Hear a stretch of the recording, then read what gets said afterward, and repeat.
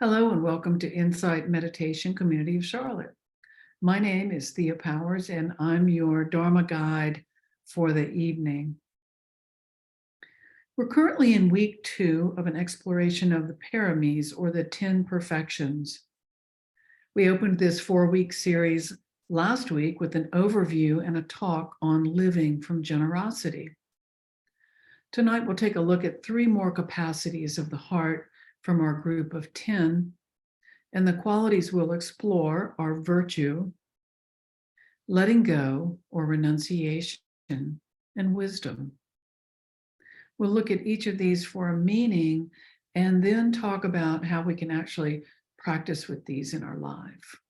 So, first I'd like to do a quick acknowledgement for guidance to me for tonight's talk from Ajahn Suchito's ebook, Paramis, Ways to Cross Life Floods, and also the work of Thanissaro Bhikkhu, specifically his book, The Noble Eightfold Path. So a good bit of my information and inspiration has come from these 2 sources. You may be familiar with the sentiment, it's only with the heart that one can see rightly.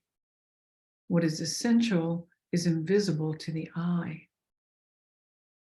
This is Antoine de Saint-Exupéry from the book, The Little Prince. And this could have been written about the Paramis, which are sometimes described as essential qualities of the heart.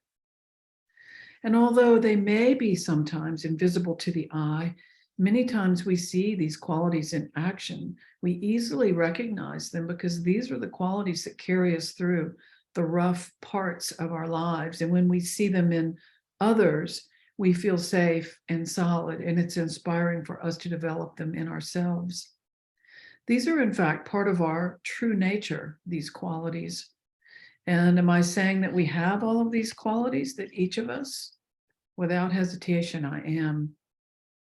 To remind you, the 10 qualities are dana, or generosity, sila, or virtue, nekama, or renunciation, we call it letting go as lay people, panya, wisdom or discernment, and then virya, energy or effort, kanti, which is patience, saka, which is truthfulness, adhitthana, which is determination or resolution, and metta, which is goodwill, and upekkha, which is equanimity.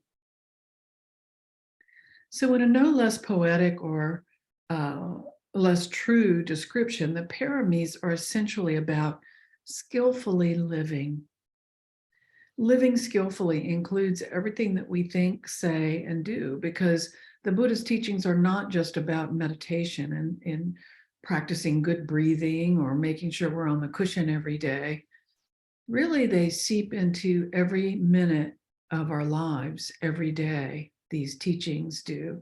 They affect how we be in the world, minute by minute and day by day. And so these 10 perfections that we're exploring offer a holistic teaching that nurtures our well-being on many levels. It helps us remember we're not just isolated, we're very much in a relational field. And as much as we may like to retreat to the cushion and find our quiet spaces and drop into our meditative zones, when we're really effective is when we are relating wisely to ourselves in times of trouble and also to others when they hit bumpy spots, because it's just definitely inevitable that we'll all hit bumpy spots.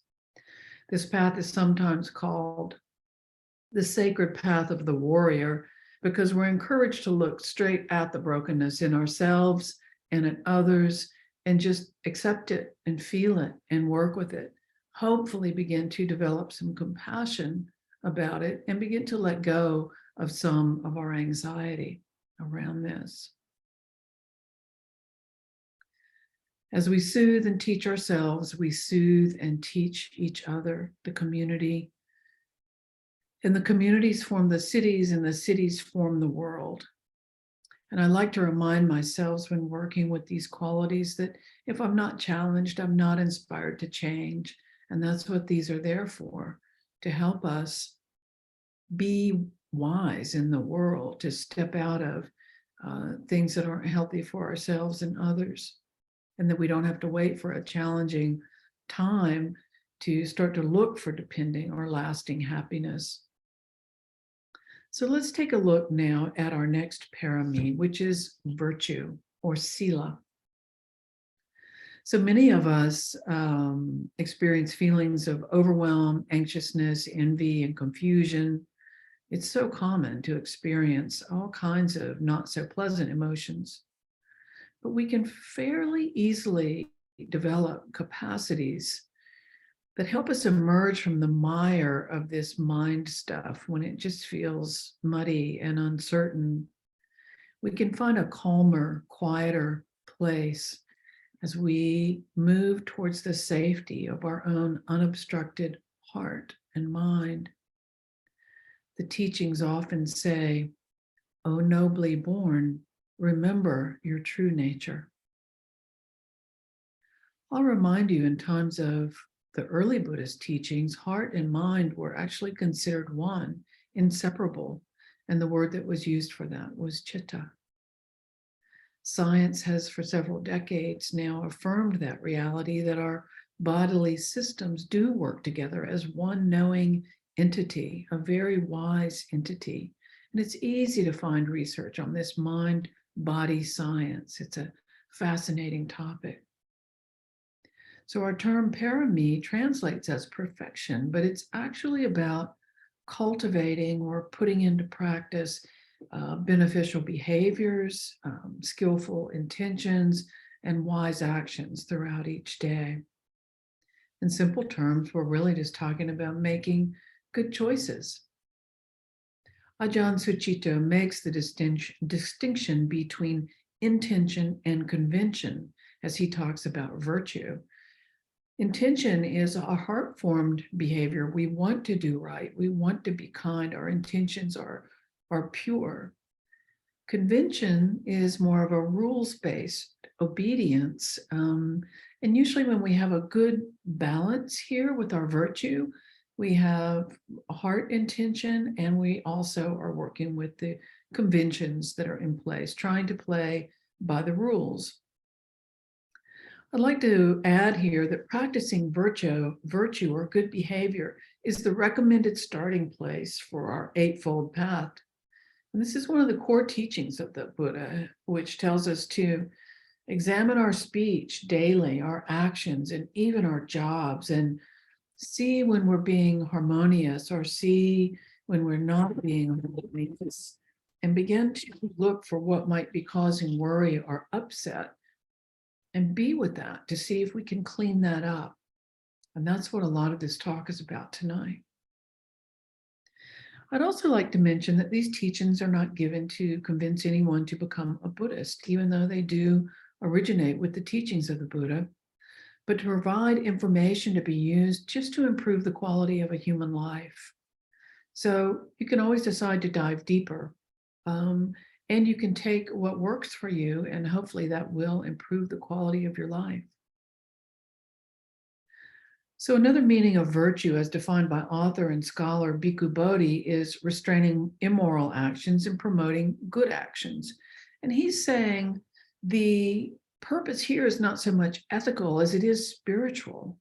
This is one of the ways for purifying the heart and mind. It's purification, basically, is the starting place. Just about every viable spiritual tradition has this as the starting place, or at least as the recommended training. When asked for a mind training in brief, or basically how to begin, the Buddha is said to have responded, "First, establish yourself in wholesome states. Purify your moral discipline and establish a skillful view." So we observe that virtue can use strength that's found in restraint, and empathy that's found in concern for the goodness for ourselves and others, and to consider often right on the spot how our actions affect ourselves and how they affect others. How do they ripple out? So this practice of virtue is basically just begin cleaning up your act, looking at all these things. I like to do this in part each day by putting stickies all around. One of them says, if I am not challenged, I do not change. And I make sure to put a smiley on there so it just doesn't feel too oppressive, but just a kind reminder. I use this to help manage my thoughts, to quench unwholesome ruminations, and to look at persistent distractions and just work with things that keep distracting me, and maybe use that as my focal point sometimes to really just be with whatever that thought is and look at it and not get lost in the story of it, but just see how it makes me feel and what does it bring up and what is the quote unquote story there and is it even true? I recently let a snarky comment fly out of my mouth, and immediately I knew that my words were not kind and not even necessary. I had the opportunity to quickly clean it up, due to my friend being a gracious recipient for my apology, and it felt so good to be able to clean it up. Or maybe you've cut someone off in traffic and then avoided looking at them as they pull up right beside you at the light.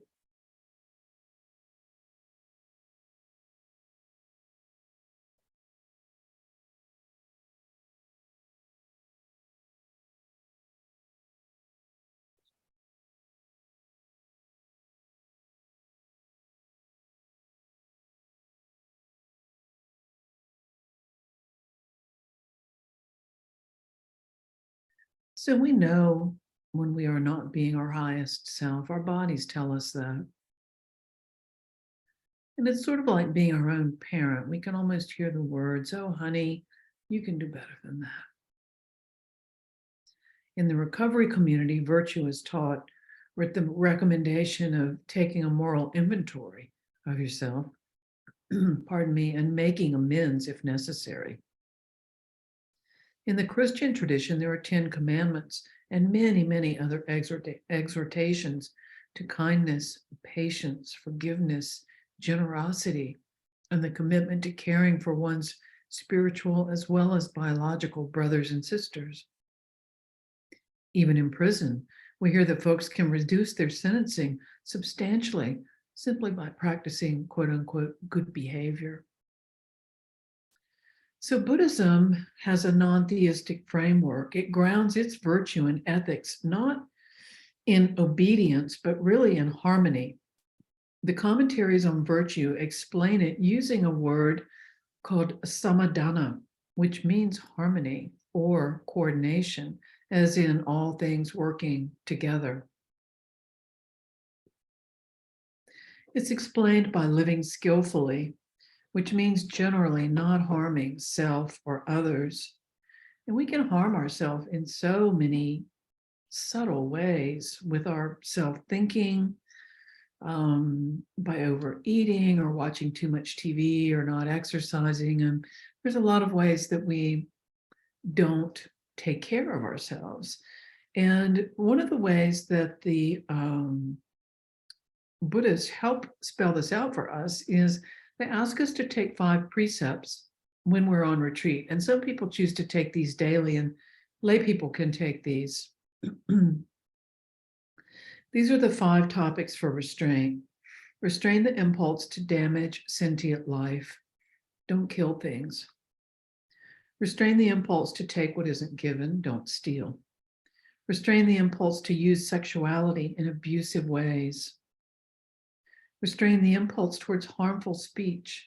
And that one has many different parts. Is it timely? Is it true? Is it kind? Many parts of that. And the last one is restrain the impulse towards intoxicants and abusing intoxicants.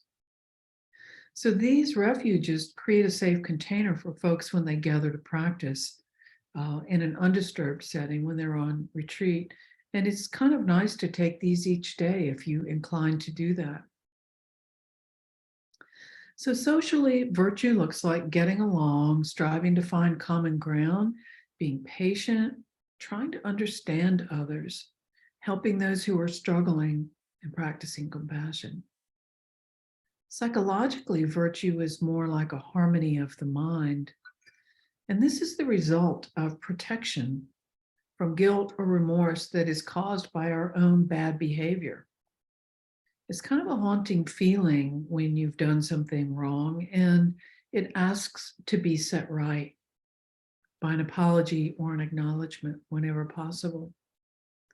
And then karmically, good behavior or virtue assures that we live and die with more ease and less karmic baggage to carry forth into future lives. In our contemplative time, knowing that we've been kind, patient, generous, that we've been working on forgiveness and have brought energy to these ways of being, offers us a quiet purity of mind, and this paves the way for a deeper and deeper contemplative experience. This is what brings serenity, and this is often what brings unique insights that are not available in other ways.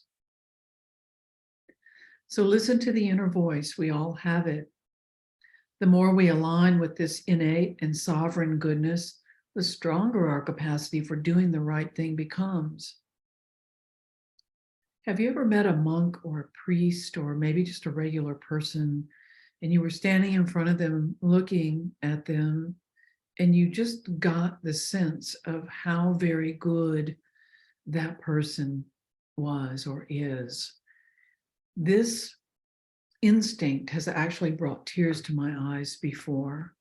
I really think that this is our true nature, and you can sense it so strongly in some people.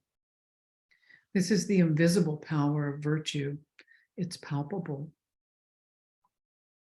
Let's end this segment on virtue with a musing from Jack Kornfield, who says, "Remember your innate capacity for dignity, for understanding, and vast compassion.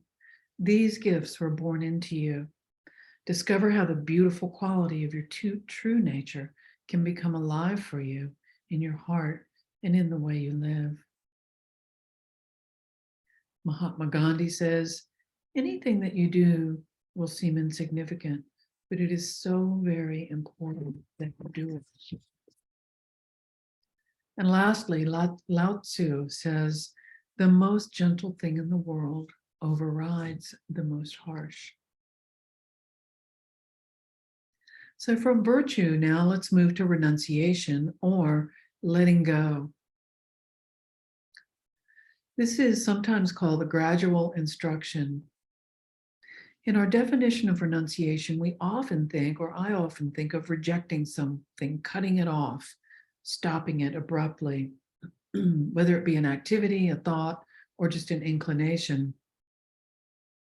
And tonight I'd like to bring another perspective on this, because we're not monks, we're not focused on monastic forms of renunciation, but we're looking at restraints in a more gradual or cyclical way.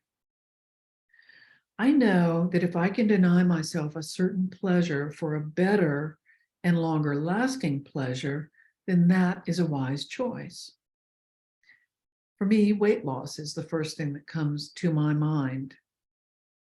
Many monks have one meal a day prior to noon, eating what is given, no matter what that is, and then do not eat again, except maybe for a cup of tea, maybe fruit or a cracker, until the next day. Lucky for us, we don't have to abide by that sort of renunciation. Moderation is in play for us as lay people.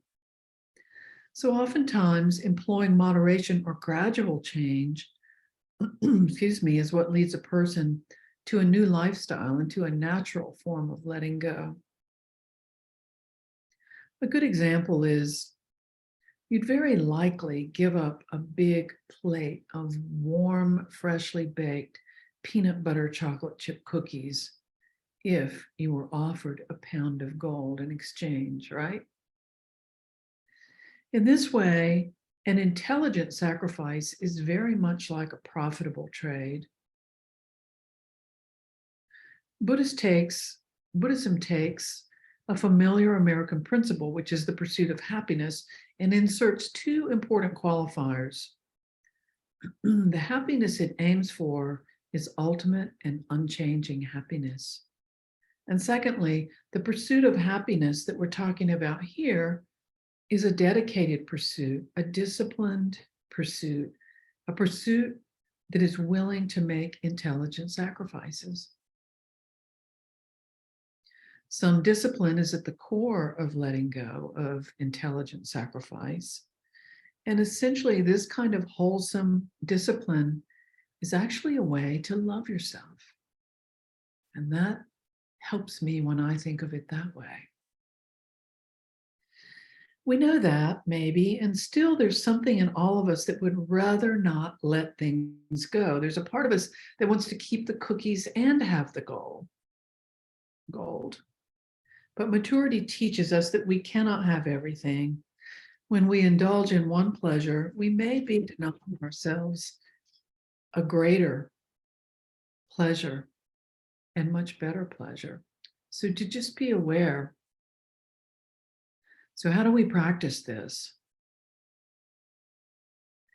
I'm interested in this. I talked about this with my women's group yesterday. How do we stick by what we really say we want in life and take the actions that make that happen, letting go of the actions that don't support the goal or the gold? First, and I cannot say this emphatically enough, give priority to the mind. See it quickly when it inclines away from what we say we want. Remember your higher good. Meditation is a way to see the mind clearly. Simply sitting each day for a few minutes supports this knowing of the mind in a very honest way. Second, check to see if the happiness at hand is fleeting and may not last. And that's it. Just check to see, is it fleeting and does it support the bigger goal? Third, remember the powers of a well-trained mind. They can survive aging, illness, and even death. And fourth, realize that training the mind does require time and effort, just like training the body. So pursuit of a deep and true happiness can ask that we sacrifice some of our pleasures so that time and effort can be redirected to training a mind that is luminous and strong, that will be steady no matter what life delivers. I'd like to end with another Jack Kornfield quote before we move into our final parami. He writes, "The secret is to act beautifully, without attachment to the fruits of our actions. That is the place of freedom." And finally, we have wisdom or discernment, our last parami for the evening. So the Dhammapada says, if by giving up a lesser happiness, one could experience a greater happiness, the wise person would renounce the lesser and behold the greater. That's what we were just talking about in renunciation. These teachings weave together so beautifully, citing virtue as the bedrock, the solid beginning on the path, noticing as bad habits lessen and begin to fall away, and then noticing that when we're wise, we tend to naturally choose a deeper happiness over a fleeting happiness. It sounds so simple, and in some ways, it really is. I'm on this journey here with you, and one of the things that I'm really sure of is that true wisdom is somewhere way beyond intellectual understanding. It must somehow, true wisdom somehow involves random actual experiences that are not cognitively driven, but visited upon us because certain conditions are ripe. And so what are those conditions? It seems to me that consistently practicing is the main condition, really practicing, sitting with whatever comes up, noticing our anger, noticing our frustration, noticing all the stuff that churns in there, and just going, wow, yeah, I do that a lot. That's interesting. Have compassion,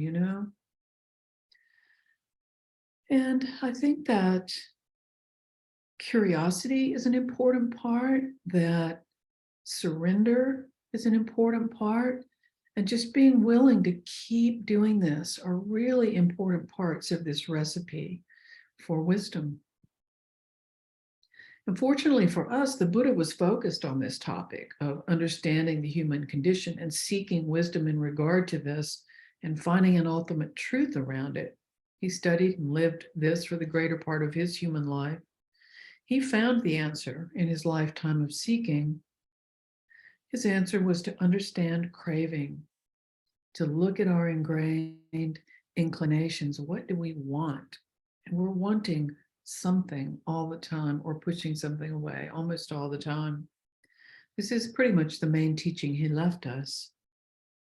In his new breakthrough understanding, he had a complete clarity of mind. Many Mahayana Buddhist teachings refer to this as a vast and luminous mind. And it seems to me that we all have access to this. What the Buddha found in his deep wisdom was an abiding state of freedom and equanimity. And this is reported to be already always there in each of us. I know that sometimes we can get glimpses of this. The potential for wide open clarity, for real letting go, and for deep wisdom is ready to surface and be a way of life. We just need a few tools and consistent practice and a good sangha around us, and hopefully the help of a teacher or a trusted friend to help us create these right conditions. The blueprint for developing wisdom is the teachings of the Four Noble Truths and the Eightfold Path, two of the most famous and often quoted teachings of the Buddha Dhamma.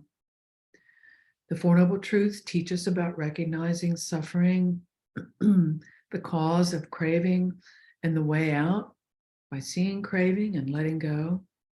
And the Eightfold Path begins with the description of the two factors that are considered essential to developing wisdom. The first is skillful view, and the second is skillful intention or resolve. And so, with only a few minutes left with you tonight, I'd like to touch on how to practice right view. When we're considering view, we're looking at our understanding and our ideas about life. What perspectives do we hold about what is essential or important? And may want to pause and just give that some thought. What are your values? What do you really, really believe? And what have you experienced? Not just what have other people told you. When the Buddha defined views as wrong or right, he was not presenting a dogmatic or moralistic way of looking at the world. He was just pointing out that certain views do lead to the end of stress and suffering. So this is known as skillful view or right view. And this is the rudder on the ship sailing through life, a small but mighty part of the whole. What's so interesting about this is that it's a paradox. When we begin to genuinely be curious about and understand the things that cause us to be frustrated, sad, angry, worried, anxious, the things that make us suffer, stressed, then we're really opening up to something much, much bigger than that stress. And then those things tend to diminish. So I'd like to point out one more thing, and that is the second part of the beginning of wisdom, which is intention. And in my experience on the path, intention rises organically out of the soft heart that has begun to understand suffering. As I see more clearly the nature of my own suffering, I can relax a little bit. I'm less competitive, less judgmental, and more understanding. I open up to a different way of relating to my suffering, and that includes the suffering of others. So, right intention or wise intention shapes our inclination towards being good. And being good shapes our willingness to let go of harmful things. And letting go simplifies our life and creates more ease. and feeds us into wisdom.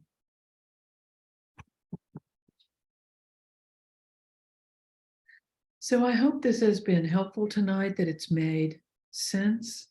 And if there were pieces that were curious or didn't make sense, I encourage you to simply let these seeds be planted in fertile ground of your heart. As Thoreau said, I do not believe that a plant will grow where no seeds are planted, but I have great faith in a seed. Convince me that you have a seed there, and I'm prepared to expect wonders.